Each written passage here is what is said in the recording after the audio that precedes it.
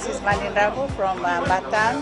I love listening to Gold FM, only the classic hits. I'm Sela Sadakau from Vatukola. I only listen to Gold FM, only the classic hits. Gold Naka, I'm Vale and I'm working at Golden Pro Resort, and I love listening to Gold FM because it plays a really wide range of classic music. I'm Saini Sakio from Kashmir Lotoka. I like Gold FM, but only the classic hits. Gold FM, only the classic hits.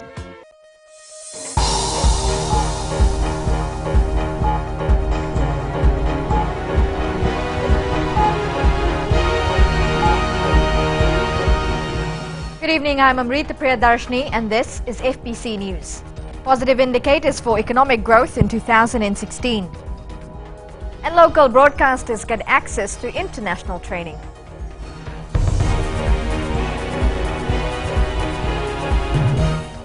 The Vodafone Fiji 7 side is the World Series champions for the second year in a row. Fiji laid claim to the title by qualifying to the Cup quarterfinals of the London tournament. They came back strongly, beat Wales badly, stressed Wales, and then come out strongly against Australia. So they won the series, makes everyone happy. I want to thank about the Fiji team, and our opinion is they're gonna win the tournament. Grateful to have such a wonderful coach and wonderful team, Fiji. We are right behind them, and everybody in Fiji is cheering for them. And we are very happy that they got the back-to-back tournament to Fiji and put us right on the world map. The economy is unlikely to see any major effects from the two natural disasters earlier this year. Economics professor at the Fiji National University, Chandra Dulare, says if anything, this year's growth will be better than recent years. Ritika Pratap reports. The growth rate would be much more than in the past. Early indicators are pointing to healthy growth levels, but give it another month and a clearer picture of the economy will emerge. The quarterly index of industrial production, if you look at agriculture, they're all down in the first quarter, or they show a lower growth in the first quarter. It also applies to the services sector. So both the primary, secondary and tertiary sectors will show a lower growth. The Reserve Bank in its monthly review says despite damage caused by Tropical Cyclone Winston in February and floods in early April, the economy is still expected to expand this year, albeit at a slower pace. In Fiji, things are quite resilient. We find that, after hurricanes, for example, vegetable prices go up because of a shortage. But within a few months, 2 to 3 months, it's back to normal. Professor Dulare goes on to explain that growth this year could be much higher thanks to the quick action by the government. Because of funds being injected by FNPF, funds coming in as remittances to help cyclone victims and so on, also funds coming in for aid, they are spent on consumption. And consumption is a huge part of GDP. And then you've got this flights to Singapore. That will add to GDP. Fiji in the past few years has consistently recorded above 4% growth. I'm positive, and I will believe very strongly, but after looking at the figures and so on, trends and the developments, it seems that the growth rate would be much more than in the past. And some people say that it will be historically high. Would you be able to give us a rough well, it will be above 5%. Above 5%, and I'm being conservative. The first quarter has shown increase in gold and electricity production. Visitor arrivals have also been healthy. Ritika Pratap, FBC News. Knowledge of information technology is a necessity now given the demands of the job market. This is one reason behind the National Framework for Digital Literacy program for schools. Launching a new IT training institution last night, Education Minister Dr. Mahendra Reddy said these skills are paramount. Savara Tambua has more. You move the world. APTAC Fiji hopes to drive interest for students to study information technology and attain jobs in the IT sector. Education Minister Reddy says with the demand for IT in the workforce, another related effect of such demand is the need for quality graduates. Constantly evolving IT trend adds pressure on the workers to continue fine-tuning their IT skills in order to be abreast to its demands. However, when institutions such as APTEC Fiji show their commitment to prepare people for these demands, this pressure is likely to take off. Reddy has also confirmed that the ministry will work with APTEC Fiji in offering a range of opportunities, not only for children who choose IT education, but also for adults who are already in the workforce. The higher qualification will no doubt increase the marketability and productivity of the firm or institution that they're working at. And ladies and gentlemen, investing in IT education for youth is a key and strategic component of Fiji's blueprint in achieving our sustainable development goals into the future. Our future, where quality education empowers individuals to work out of hardship and poverty. APTEC Fiji is based in Suva and can cater for 300 students. It plans to expand to Lautoka and along the Suva-Nosuri corridor in the near future. Sabaira Tambua, FBC News. Broadcasters in Fiji and the region will soon have access to training on how to broaden perspectives on content. This is an area that the Asia Pacific Broadcast Union will be looking at developing in the near future. The Asia Pacific Broadcasting Union Administrative Council meeting in Nadi this week has unearthed a number of initiatives that will see the empowerment of broadcasters when working on locally produced content. Content remains the king, meaning that broadcasters should be trained in matters related to content creation, specifically related to educational program, cultural program, entertainment program. Media is all about content, is all about the message that you deliver, and the message that you deliver reaches the hearts and minds of your people. There has also been some concrete talks towards the exchange of content among ABU affiliate nations. And you will produce a piece, in return you will broadcast 20-25 pieces produced by other broadcasters. The good thing about that is that you bring the way that other broadcasters also produce programs, the message from other countries to a country. So it is in a way connecting. The Administrative Council meeting on Denarau Island this week saw many travelling from as far as Uzbekistan, Iran and Turkey. After the meeting, the delegates got a first-hand experience of some true Fijian hospitality in the Mamanuca group. Fiji is a first-time experience for me. We have come from a very, very long way actually. It was 23 hours by plane with 3 planes actually. So it was a very tiring experience, but after you see Fiji, all these beautiful places, you forget about your tiredness. So we are truly happy to be here. As the sun sets on their deliberations in Fiji, the hope for the media broadcast industry is that the strong ties forged at the meeting will go a long way in capacity building among the ranks. Madhyum Bolaitamana, FBC News. Coming up on FBC News, refurbished Albert Park on track for August opening. And our successful Fijian is a farmer from Lambasa. Stay with us.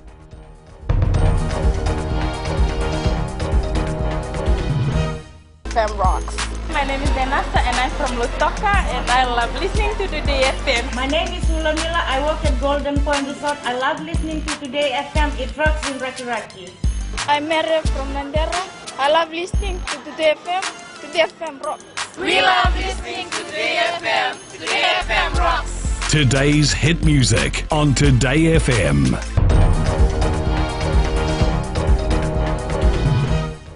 Welcome back to FBC News. Now, the $16.7 million redevelopment of Albert Park is on schedule for completion this year. Minister for Local Government Parveen Bala says while there has been some delays, he is confident that the park will be complete by mid-August. Alan Stoltz has the story. The Albert Park refurbishment is already showing results, and Local Government Minister Parveen Bala says they'll be selective about events hosted from this venue. We're not going to have hibiscus now there.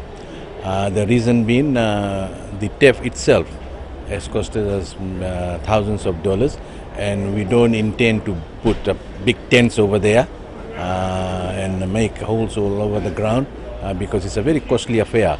So we have asked the Hibiscus Committee to look for another venue. The pricey redevelopment includes 4 rugby or soccer grounds, 2 cricket fields with artificial pitches, modern lights and a new pavilion. Bala has assured, though, that the new and improved Albert Park will remain open for public use. It's going to be open to all the public. I don't know where this news has come from. As far as other sports activities, definitely it will be open for public. The new grandstand has a seating capacity of 1,000 people, corporate lounges, VIP rooms, seats for the disabled and a control room. At the official groundbreaking ceremony last year, the Prime Minister, Vorenge Bainimarama, highlighted the long and proud history of the site that once hosted royalty. In a few months' time, the park will reopen with better facilities to offer Fijians. Ellen Stalls, FBC News.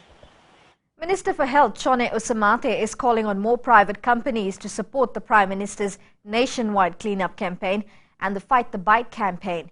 The month-long campaign not only encourages Fijians to remove rubbish from their communities, but also destroy mosquito breeding places.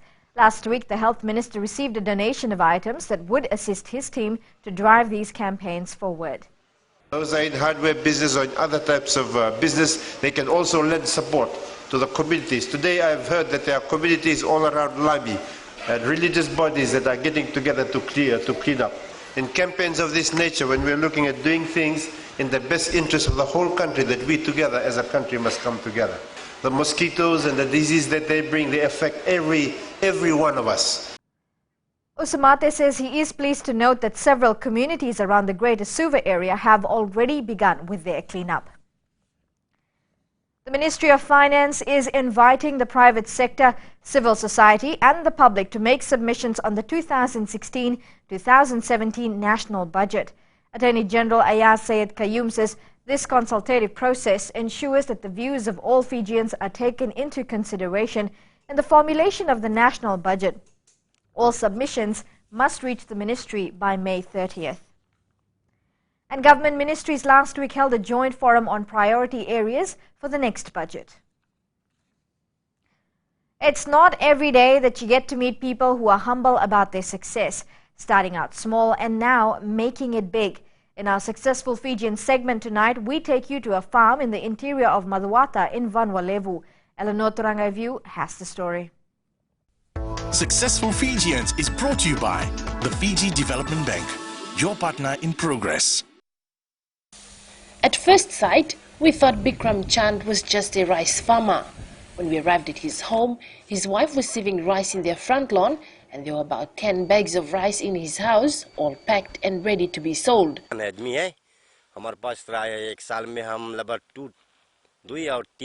harvest about 3 tons of rice every year. There's 3 of us in the family doing this. My wife, my son and I.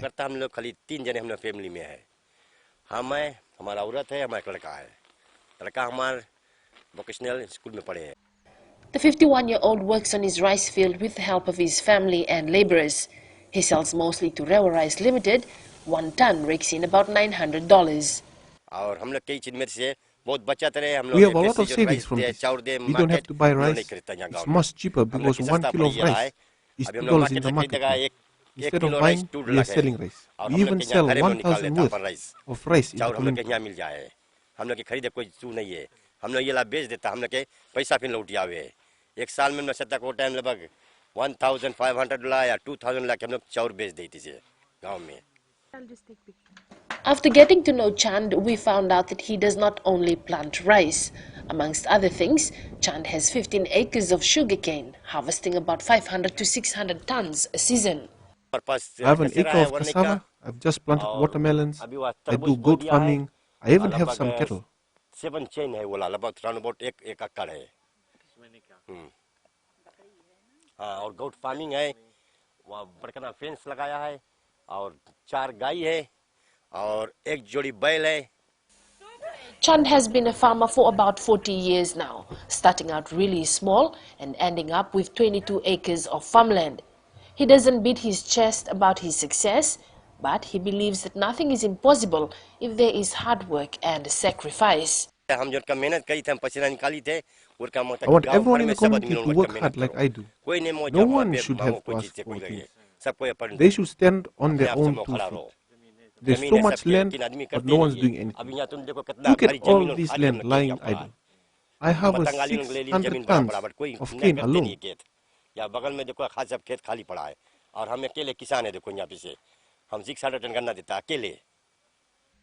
It's not easy managing a big farm, but through his earnings, Chand has been able to send his 3 children to school and now to tertiary level. We can help someone if in need. We have seedlings and such which can be useful to others.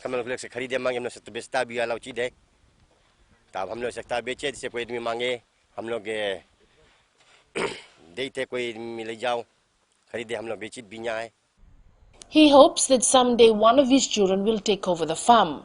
But for now, for as long as he can, he will continue to toil the land. Eleanor Turangavu, FBC News. Successful Fijians was brought to you by the Fiji Development Bank, your partner in progress. And McCoy comes back to win Muslim IDC. This and more coming up.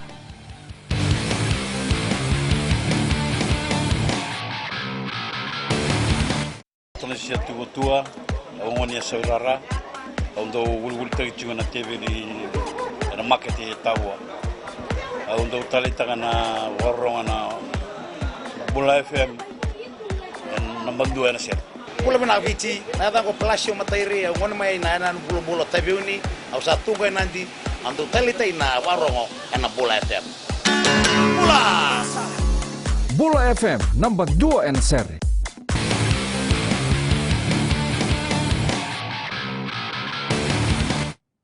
Welcome to FBC Sports. The Vodafone Fiji 7 side will play France in the Cup quarterfinals of the London tournament. The Fijians had to do it the hard way after going down to England 31-10 in their opening match. Fiji made a disappointing start to the London tournament, going down to host England 31-10. Jared Haynes' highly anticipated Rugby Sevens debut amounted to less than 10 minutes on the Twickenham turf across 3 games for Fiji. Chasa Verimalua is expected to take out the series performance tracker of the season. With 115 tackles, 36 breaks, 63 offloads and 123 carries, Verimalua leads the standings going into the final day of the series. Captain Hosea Kolinisa is in second spot, followed by South Africa's Siambelo Senatla in third. Kenya Sevens vice-captain Collins Injera has broken the all-time try-scoring record, surpassing the 230 tries mark initially held by Argentina's Santiago Gomez Cora. Injera has now scored 231 tries, as his record-breaking try came in a 29-12 defeat to France. In local rugby, North Pole Madhuwata has recorded its first win in the Skipper Cup competition. In round 4 of the competition yesterday, the side beat a young Lautoka side 29-17 at Subral Park in Lambasa. Eleanor Turangavu with this report. After 3 losses so far in the Skipper Cup competition, North Pole Madhuwata put on an impressive performance at Subral Park in Lambasa to beat the visiting Lautoka side. The side dominated both halves of the game, each recording 10 apiece at halftime. Madhuwata manager Meli Matarungu says the analysis they do after every match has helped the boys improve their play since losing to Malolo in the first round of the competition. Teamwork, the individual teamwork with their tights, the hair, the loose, and we have to improve on that. Matarungu says there are still some areas they need to work on to continue to better their performance. The Lautoka side, on the other hand, made up mainly of new and young players, were no match for the strength of the Northerners, going down fighting 29-17 at full time.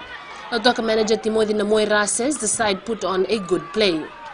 It's totally a bunch of young boys. Most of the teams that were here last year, they've been secured the contract overseas. And that's where rugby is. We're developing our teams, our Lautoka rugby team, with assistance of Ferry Mrawanga, Wais Katibarata, and the rest of the coaching staff. Tavwa will host the North Pole Madhuwata side this Saturday, while Lautoka will host Suva. Both teams currently have 5 points in the Skipper Cup points table. Eleanor Turangavu, FBC Sports. The Queensland Reds beat Sunwolves 35-25 in Super Rugby last night, and the Hurricanes will play the Highlanders next Friday at 7:35 p.m. Teams in the Southern Zone Senior League competition played their last round 1 games in Suva today. A 10-men Lami side upset Nasinu 2-1. 2 players from their team were red-carded in the match. In another match, Navua beat Tailevu Neitasiri 3-1. And Lami leads the points table with 8 points after the first round. The Mokoi football side upset Nandi 2-1 in the National Higher Muslim Inter-District Championships in Suva today. Nandi, which had the services of William Valentine and Sanailan Dakaida, scored early to take a 1-0 lead. Mokoi scored twice in the last 10 minutes of the match to win this year's title. It's been fantastic, I'd say. The teams have participated very well. We had a very good tournament outing. We saw the teams, participating teams, did follow all the rules and regulations of the tournament.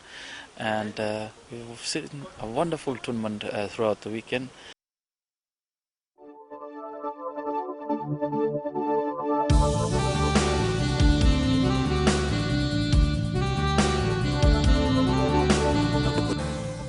Fine weather prevailed over the country today.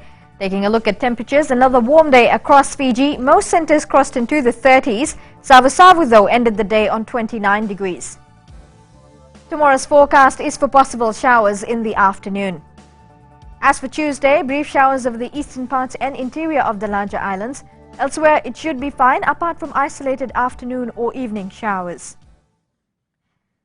Back to our headlines. Fiji has won the World Sevens series after qualifying for the London Sevens quarter-final. Finance Ministry calls for public submissions on the new budget. And Albert Park refurbishment almost complete. For these stories and others, you can tune in daily to our sister radio station, Gold FM. Moving on to our poll question. Our question this week is based on the inclusion of Jared Hayne into the Vodafone Fiji's Sevens team in London Sevens. Jared Hayne has been included in the team and the results will be announced on Monday. You've been watching FPC News. Good evening.